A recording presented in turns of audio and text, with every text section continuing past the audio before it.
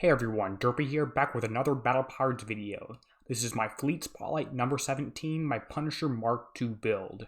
I'm recording this one day before the April raid retribution starts, and if any changes happen past that date, you're going to see that as a Fleet Spotlight 16.1 video on my channel, so there may be an update to this build if you're watching this weeks or months since it happens, but I'm trying to provide you the most accurate information about what build I'm using in the raid. So let's go ahead and get started by talking about upgrade levels. I believe upgrade is going to be important for this fleet because of all the different upgrade opportunities to get upgrade tokens that we have had in this past month. We've had several TLCs that we were able to get 5 tokens each out of, as well as many other things in Pillage and some other limited time offers and some raids. So even if you didn't take advantage of those, like I didn't buy anything with limited time offers, I have my fleet upgrade somewhat. My flagship is at X1. That's going to be really important to slow down the mines. I have 2 ships at U2, which is decent, although that's probably about average. 1 ship at U3, and then 1 ship at X1. The most important thing, as I said again, is X1, and upgrades, while marketed as optional, I believe are starting to become more required in the game. Let's get started by talking about my first ship. My first ship here I tend to use as a flag, and this build I'm using has similarities to many people across the community. Notably, Hefe has a very similar, if not identical, fleet build to what I'm going, but I'm not claiming I made up this. I'm showing you what I'm using so that you can understand that and have, like I said, the most up-to-date information.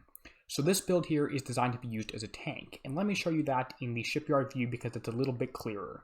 So you can see that I have my heavy weapon slot. I do have the heavy thrower in because it does help out a little bit. I don't think it's going to be the make or break deal, but it's going to help out some. My engine is the V2 rock block engine, which has some extra survival, evade, and combat speed compared to the Scorcher turbine on the other ships. And then I have atom absorption system that's standard to increase the damage from your launchers. Radioactive battery, again standard. I had that in my Let's Build video.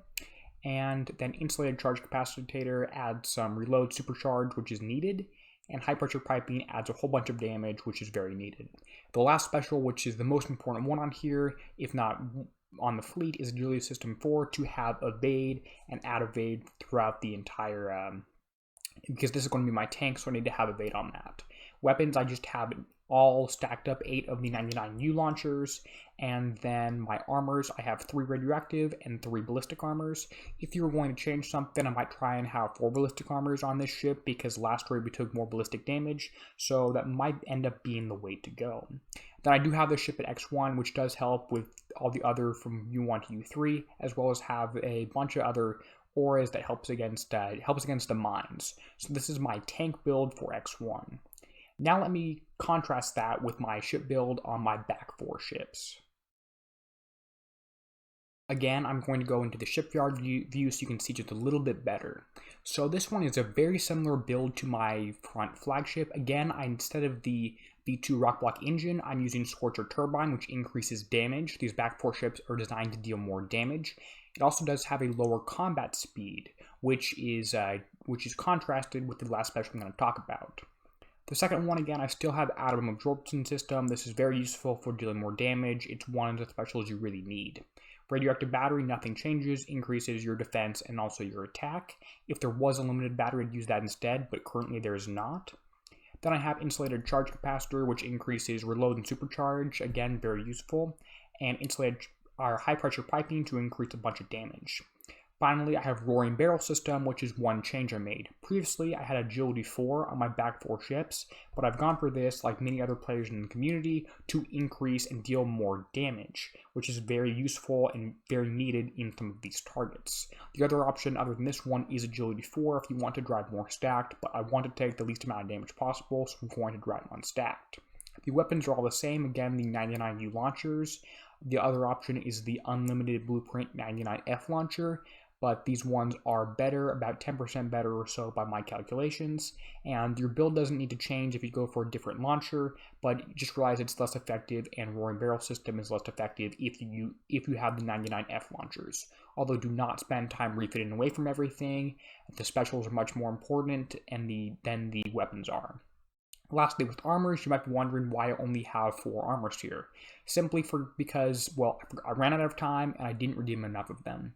I have 1 more radioactive isotope armor I could put on all my ships, but I don't quite have enough time. I may get 1 or 2 on in the next 24 hours before the raid, and then the ballistic armors I don't have enough of because I didn't redeem enough in the Forsaken mission. So later on, those might change in weeks, months after the raid. If I get some Punisher build tokens, I might be able to add some more armor points on there. But as of right now, I'm only running 4 armors, which is not a big deal compared to the aura that I get. You can see that you get 6,400 armor points, extra survival from, not armor points, extra survival from these armors, but you get a comparable amount from upgrading U1 to U2.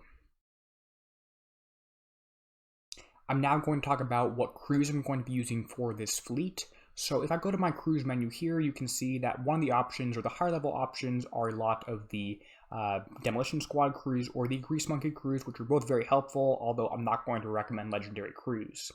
Sea Serpent is a little bit helpful because of the evade, which is a pretty small bonus. I prefer going things for increased damage, although Steelheads are another option for defense. Increasing damage looks like crews such as the Dragon Slayer's crew that actually increases reload speed, and because this is a draconian hole, so reload speed is increased by 15% and turn speed is also increased. And then Creeping Death crew is another great option to add building damage. Those are both very helpful things for the particular targets in this raid. And then the Irritated Cutthroat crew are another option to increase your radioactive survival a little bit.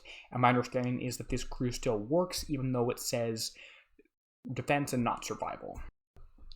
I'm going to go ahead and cut to an end screen now. I will make sure to include the Kixeye hash codes in the description, in the YouTube description. Make sure you go and check there. If this video did help, go ahead and leave a like, and if you want more Battle Pirates videos, make sure to subscribe. There are 3 things you can click on screen now, and as always, this is Derpy, signing out, helping you be a better pirate.